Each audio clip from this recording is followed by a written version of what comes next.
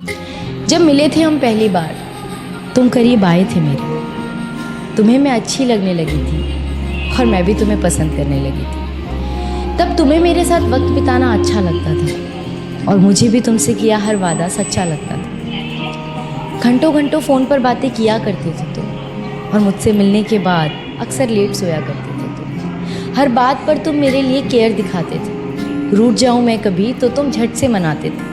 25 से 30 किलोमीटर तक रोज़ मुझसे मिलने आया करते थे और उसके बाद मुझे घुमाने भी ले जाया करते थे। तो क्यों आज साथ होकर भी हम साथ नहीं, और क्यों इस रिश्ते में अब पहले जैसी कोई बात नहीं? क्यों हमारे वो पहले जैसे हालात नहीं, और क्यों आज मेरे हाथों में तेरा हाथ नहीं? एक छत के नीचे रहकर भी तू अजनबी बन गया है। पता नहीं तू अचानक इतना क्यों बदल गया है। ऐसा नहीं कि मैंने तुम्हें समझाने की कोशिश नहीं की, पर कभी तुमने ही ये रिश्ता बचाने की कोशिश नहीं की। एक अरसे से ज़िंदगी को ऐसे ही एडजस्ट कर रही थी और जो हो रहा था मेरे साथ उसे बेमन से एक्सेप्ट कर रही थी, और तू मेरी इसी बात का फ़ायदा उठा रहा था। मैं दिल लगा रही थी, तू दिमाग चला रहा था। पर कब तक इन रिश्तों को घसीटा जाए?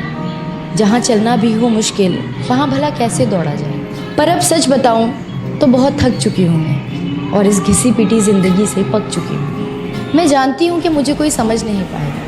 टूटा था पहले भी ये दिल, एक बार फिर से टूट जाएगा। पर इस बार मैं खुद से एक वादा करूँगी, दूसरों से कम और खुद से प्यार ज़्यादा करूँगी। मैं हंसती रहती हूँ अक्सर, इसलिए कोई जान नहीं पाता, और इस हंसी के पीछे का दर्द कोई पहचान नहीं पाता। अब किसी को इतना पास नहीं लाऊंगी मैं, और किसी को इतना खास नहीं बनाऊंगी। और ज़रूरी नहीं कि ज़बरदस्ती रिश्तों को निभाया जाए, झूठी मुस्कुराहटों से बेमतलब सबको हंसाया जाए। हम अक्सर ये सोचकर चुप हो जाते हैं कि लोग क्या कहेंगे, रिश्तेदार क्या कहेंगे, पर जिन्होंने कभी आपका दर्द जानने की कोशिश तक नहीं की, आप उनसे क्या उम्मीद रखें? और इस दर्द में रहना है या इससे बाहर निकलना है, इसका फ़ैसला सिर्फ आप कर सकते हैं। ज़रूरी नहीं कि अगर आपके पेरेंट्स के एक्सपीरियंस अच्छे हों तो आपके भी हों, उनके डिसीजंस अच्छे हों तो आपके भी हों। जिस सिचुएशन को आप फेस कर रहे हैं उसे आप ही बखूबी जानते हैं और कोई नहीं, और जो आपको समझता होगा वो आपकी सिचुएशन को भी समझेगा। और शायद हमारा सफ़र यहीं